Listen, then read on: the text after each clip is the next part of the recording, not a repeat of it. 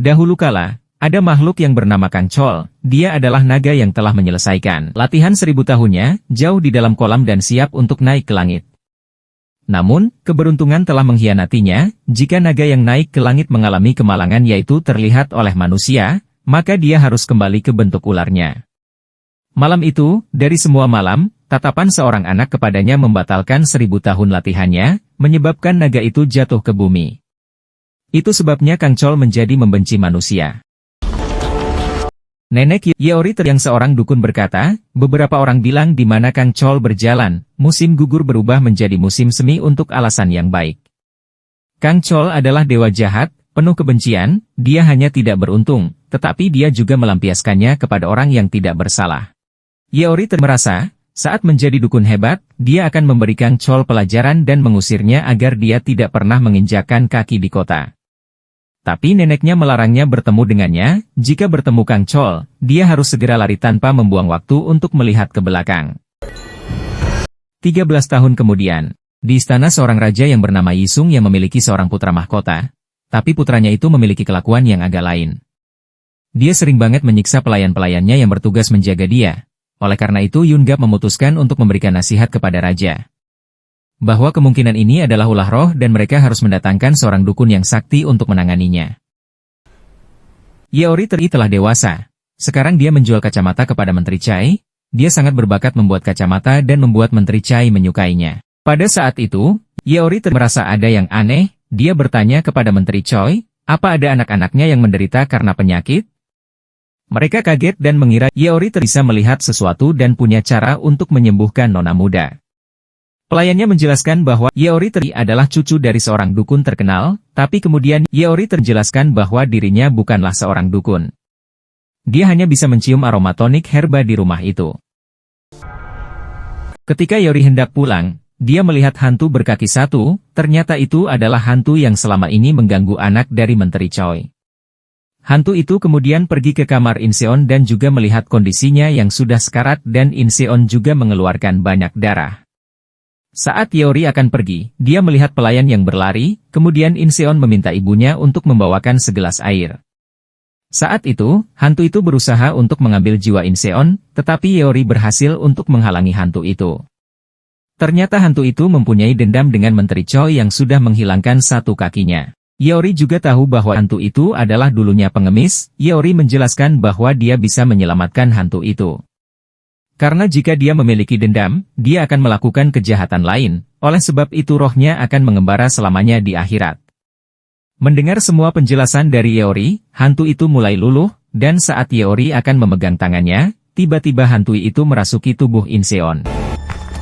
Yeori terjatuh dan kaget, bagaimana bisa hantu pengemis itu mempunyai kekuatan bisa memasuki tubuh Inseon.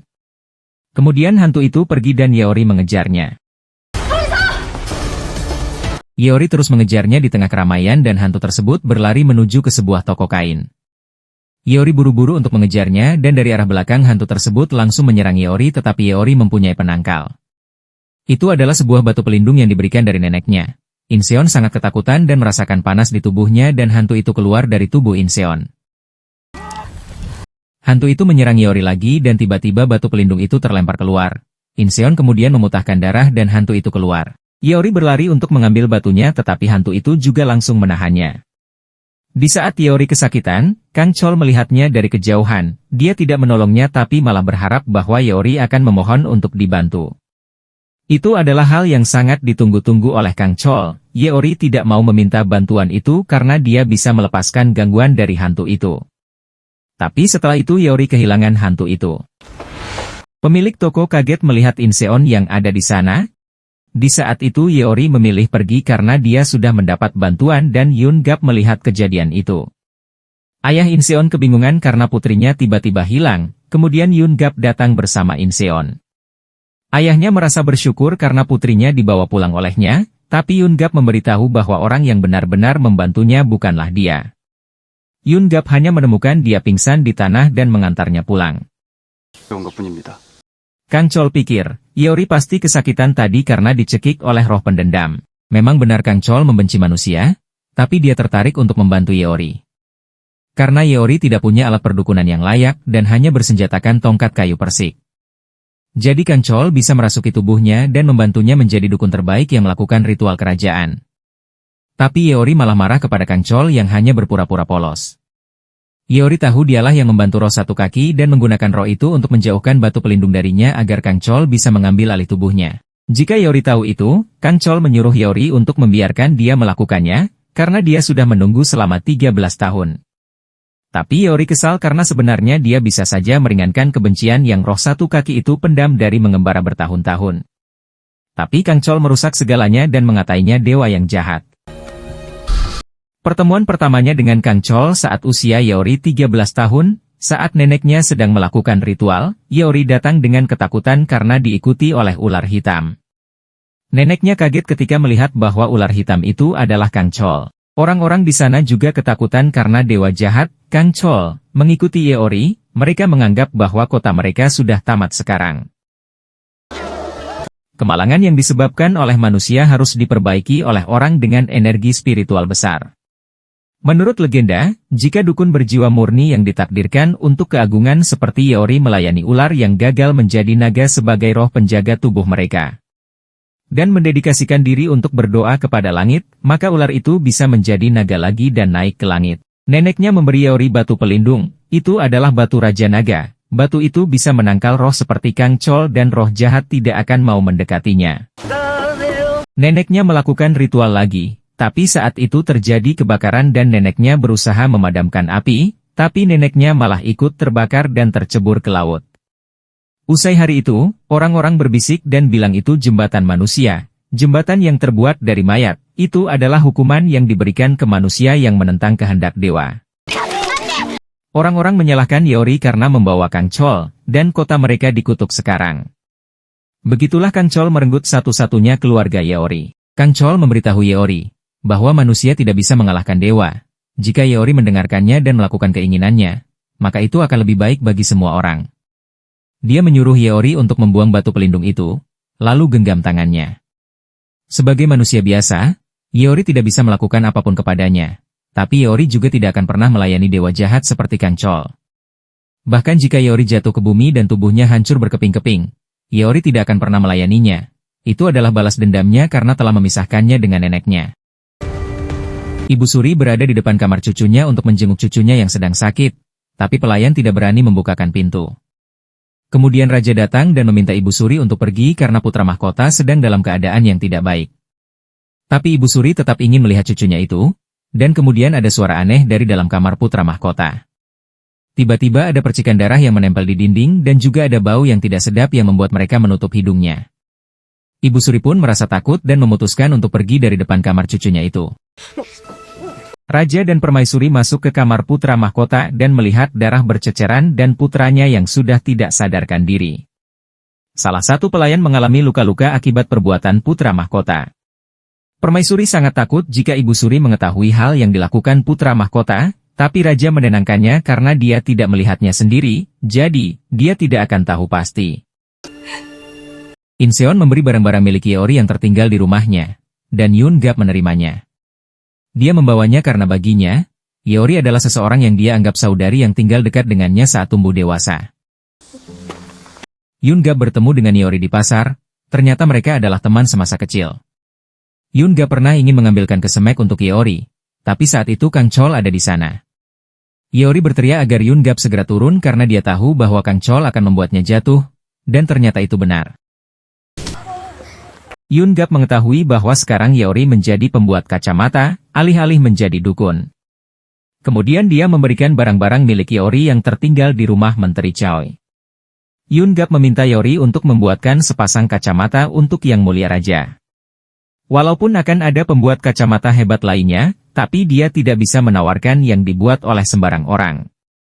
Karena dia bisa mendapat pujian karena menemukan pembuat kacamata terampil, dan Yeori juga bisa menikmati kehormatan sebagai membuat kacamata untuk Yang Mulia.